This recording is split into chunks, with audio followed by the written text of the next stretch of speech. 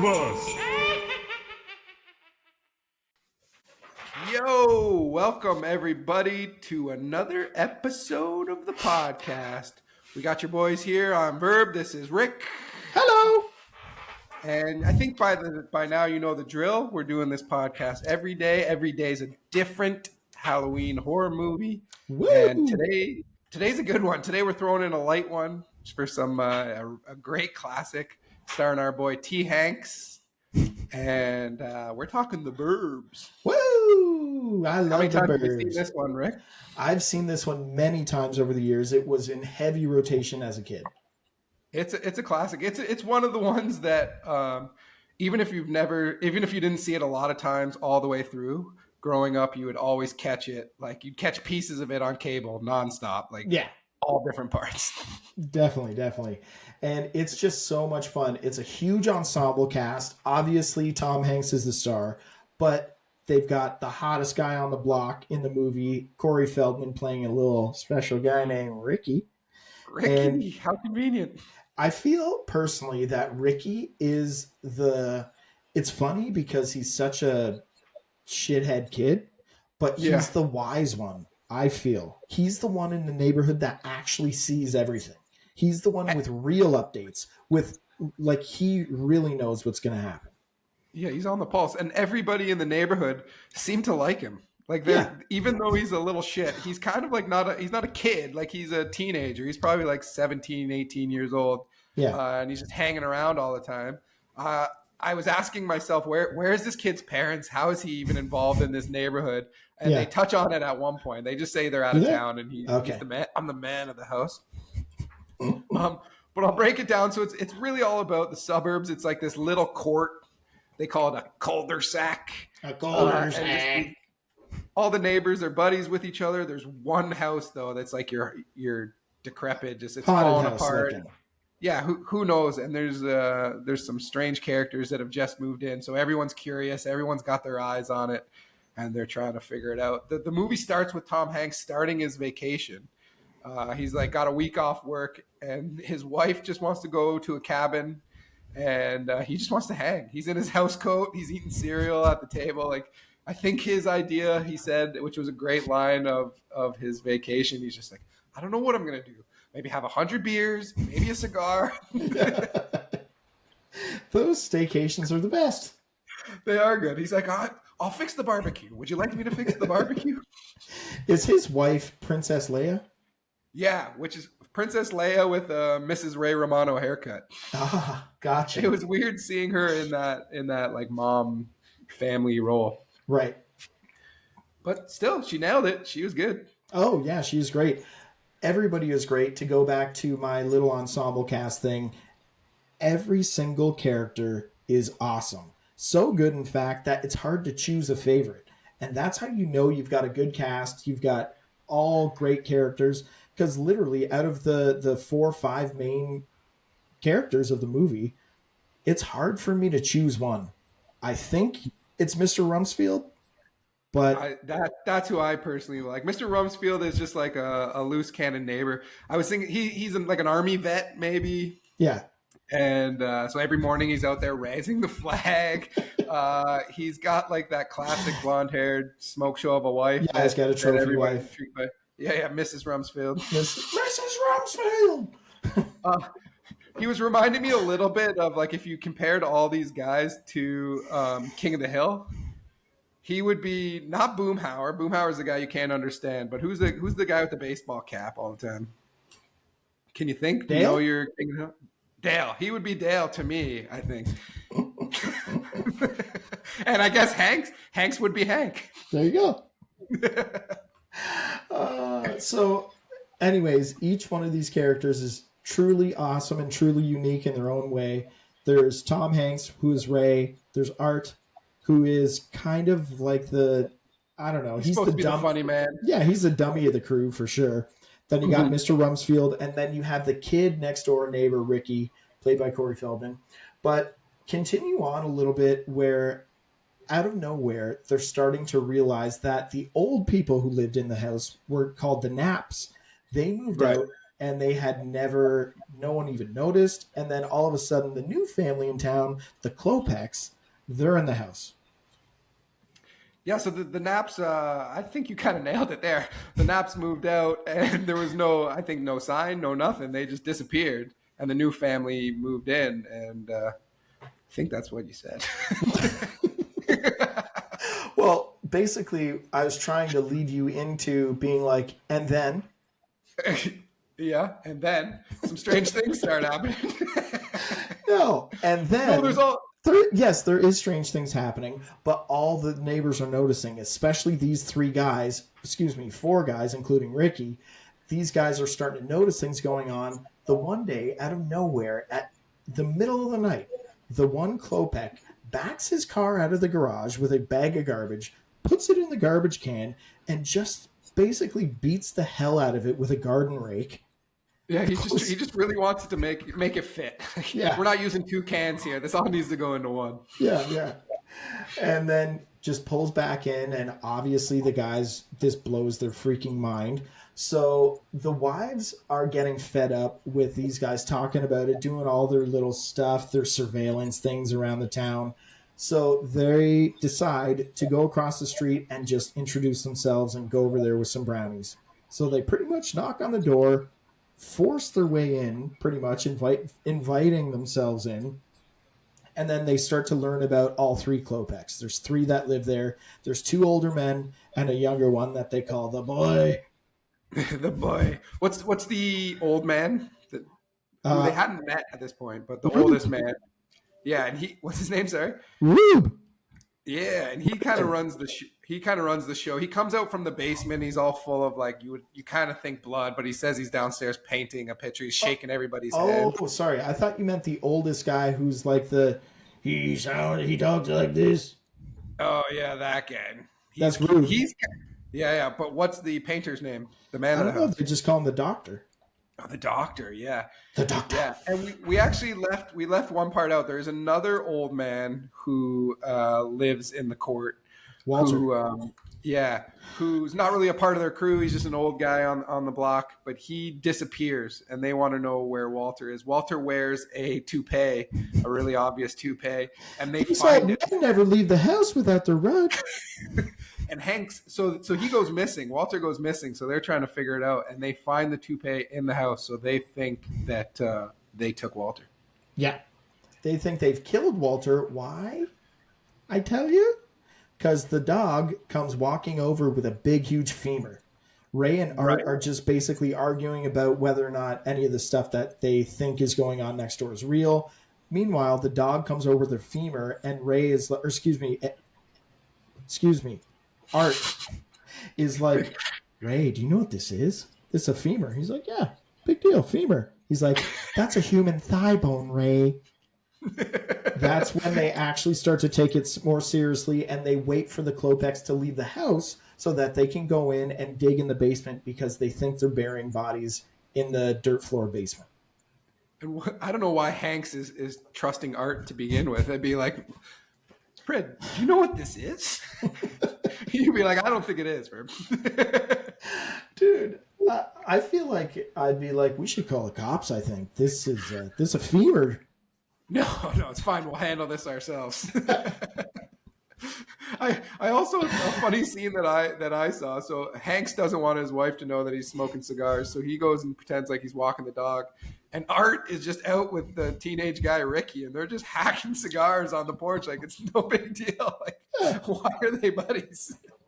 They're just pals, man. That was before the internet. There's no scrolling. There's no looking things up on YouTube. It's just hanging out. You're right. I'll just go smoke a cigar with a teenager. Dude, I have some very mixed feelings about the whole cell phone, internet age. Obviously, I like the internet for a lot of reasons. Yep. I like having a cell phone. But on the other hand, the thing that I don't like is that I stare at this thing all the time. And it takes those times away when I could be smoking a cigar with some old man down the street. Yeah, hearing some amazing stories. On the internet, you don't know what's true. This guy, you're going to believe everything he says. I know. Everything we're saying about this movie could be made up if you haven't seen it. Yeah. And where are people watching this? On the internet. Okay. I love the internet. I love the internet. No, but I know what you're saying. You're looking down at this thing, you're missing everything. Like if you're ever like on a train or like whatever, you look around Or and nobody, plane. and yeah, everyone's nobody's Yes. talking to each other. Here's the thing though, I'm not a big small talk guy. I don't really want a small talk, but I guess if the option is there, I'll take it. I think you're a big yapper. You're always just yapping away. God, I wish this guy would just look at his phone for a while. You're one of those guys on the plane that just won't shut up. So you take off to the bathroom for a while. You don't even got to do anything in there, but you're kind of just like hanging out for a minute just to give this guy a break from yipping in your ear. You come back, he picks up where you left off. That's You're saying I'm that. I'm You're saying I'm that guy. Yeah. How high do you think we are? Is this plane big? Does it get good gas mileage? Do you think there's 2 pilots or 3? Do they like each other? Shall we jump back into the film, perhaps? Yeah, sure. So when after the fellas have scoped out the scene and they see the Klopex leave and they break in, they start digging in the basement. They're digging, they're hammering, they're pulling up dirt, they're kicking up dust. All of a sudden, Ray hits something. Finally, with his big pickaxe, it comes down and he hears a tink. He's like, gas line. gas line, gas line. So everyone goes booking it out of the house and the whole house explodes with Ray in it. The whole house explodes with Ray in it. Yeah. Sorry, that's the reaction you were looking for. Well, yeah, of course, because you expect Ray to get out. He's the main character. Yeah, you expect that main character to do that dramatic, like even when the explosion happens, he goes flying, Die Hard style. But Absolutely. then he comes strolling out all. Yeah. Turns out he does make it. Just when everyone thought he was gone, Ray comes just stumbling out of the freaking house like a walker. So yeah, and at this time, his face is pretty mangled though. Yeah, like he got blown up. But at this time, nobody still believes all the fellas that any wrongdoing is going on, and right. That's why I was surprised. Like, why aren't these guys? They just blew up innocent people's houses. Like, why aren't they getting taken off to jail? But they're just like reuniting with their family, and the cops are just like, you guys are out of your minds. Well, hang on. The cops are razzing them, and they're about to take him in, except when Mr. Klopek drives up, or the doctor drives up with the other Klopeks in the car. They're heartbroken that their house is burning down as they speak. But so how does the trunk open up? I think Ricky just smacks it with his fist, and the trunk opens up. And then they just see you don't see what's in the trunk, but it's like bodies or bones. And it's the thing skulls. that I thought about. Skulls, yes, all skulls. And I liked also that when that happened, and so like the big reveal that the guys were right the whole time. The Klopeks have been killing people. It's the guys that are like the Klopeks are just like, you got me. Especially the oldest one, like, yeah, it was me.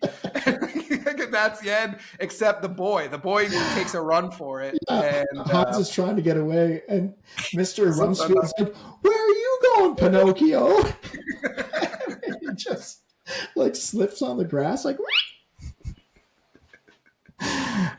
I think probably slipped on dog poop, because through the whole movie, people were pissed that other people's dogs were pooping on their lawn. Queenie just laid a nice little dog turd right there for Pinocchio to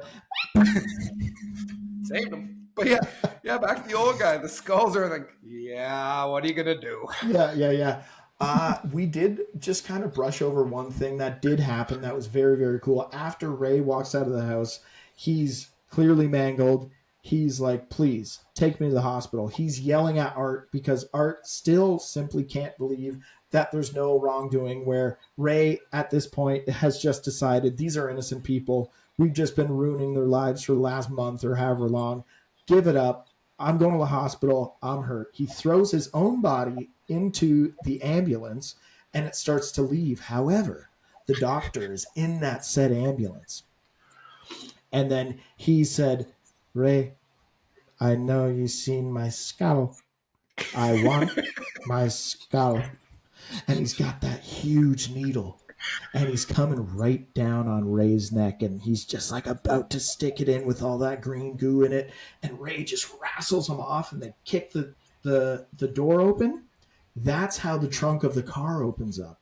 because Right. Ray's stretcher comes flying out of the back, slams into the trunk of that car, pops open the trunk, then Ricky lifts up this blanket where there's just a million skulls. That's when it gets to the point where the doctor's like, yeah. Shit. Yeah. We have been doing it, and we haven't been burying the bodies in the basement. We just put all the skulls in my car. So, like you wouldn't do it. Like you've never tried. And how many times in this movie do you think you get that like classic Tom Hanks freak out where he's just screaming, like yelling at somebody? Like it happens in a lot of movies, but in this one it happens in like probably like 4 different occasions. It's incredible. Minimum 3. And that last one where he's unloading on Ray, he is really cutting him deep on that one. You're an idiot. Yeah. Ray is on the beating side of, Art is on the beating side of Ray's stick many times in that movie. Oh, dude, there's that one really funny part in the basement where Ray, I keep calling Art Ray. There's that funny part in the basement where Art is trying to convince Ray that the neighbors are weird doing satanic stuff. He brings out this book, and Ray just doesn't want to hear it. So he's just like, I'm not listening. He's like, look, Ray, you're chanting. Satan is good. Satan is your pal. It's just so funny the way he does it. So yeah, I guess Art is funnier in the movie than I'm giving him credit for, because that was a good part. He's very funny. And like the cast is so big that they don't need any extra bodies around. Like her Art, the story is that he's married, the wife is off visiting somebody, so he's just got the house to himself. He's showing up, eating everybody's food. Yeah, just your classic slacker jackass. Yeah. What would you think Art does for a living? I want to believe in my mind that he's the same guy in Die Hard 1. So Ray is in Die Hard 1 for a very small scene, and he's playing some sort of electrical guy where he goes to the scene, you know, when Nakatomi Plaza has been taken over by Hans and the boys. Yeah. He shows up to cut the power on the whole block. That's what Ray shows up to do. Also, in the Burbs, Ray is messing around with the electrical on the Klopek's house. Obviously, he doesn't do a great job of that. Mixed it up again. Art. Oh, excuse me. It's fine. Art in the movie is messing around with electrical again, although he doesn't do a good job with it. You think that's probably what Art does? That's what I think. Yeah. He's a man. He works with power. He's the power man. He's a power man. He's a power man. Yeah, absolutely. Overall, this is just a really great one for me. I love the Burbs. I watch it probably every 3 years or so. It's awesome. It's a fun one. You watch it with like your buddies. You watch it with your family. You watch it with whoever. Everybody enjoys it. It's great. It's a Halloween movie, but it's not like they don't say anything. It's not even on Halloween or anything. I like it. It's just spooky time. Even when there's some noises going on at the house and they're kind of like lurking around investigating, you just have like all this fog like coming out. You're like, what was that? That is fun. They're having fun. But because this is a classic and it's like 1989, I think it's been around forever. Yeah. You got to give this a high score. I think it's earned an 8.4. Yep, I agree with that entirely. I was going to give it an 8.5. Let's settle on a couple of 8.4s. Couple of 8.4s. Couple 8.4s. Okay. Oh, I can't even do that. Couple of 8.4s here, giving out a couple of 8.4s. Sure about that? 6.2. Hey, that's not bad. When you got guys, you know, maybe you've got your who's Deadpool again? Reynolds? Yeah, you've got your Reynolds up here at your 9.5s, your 10s, your Brad Pitts. All right, that's cool. I get it. You guys deserve to be up there. You're taking a 6.2. That's not bad. I mean, it's like if you're on the bad side of 3, then you're in trouble. Yeah, I get it. You got your 3.7s with the DeVitos. He's got a big personality, though, so that goes a long way. It gets some extra points for sure. So this has been the Burbs. We're landing on an 8.4. I know it's not going to be the last time I'm going to watch it. I know you guys are going to watch it again. hopefully you guys are going to watch us again tomorrow because we're coming back at you. There's Yeah. we still have a lot to go. So I hope that you guys are enjoying it. We're having a blast doing it. Rick, this has been so much fun. I'm having a ball, buddy. I'm having a freaking ball. Big old blast. And let's keep doing it. And we'll see you guys again tomorrow. Okay. Peace to all y'all. Later.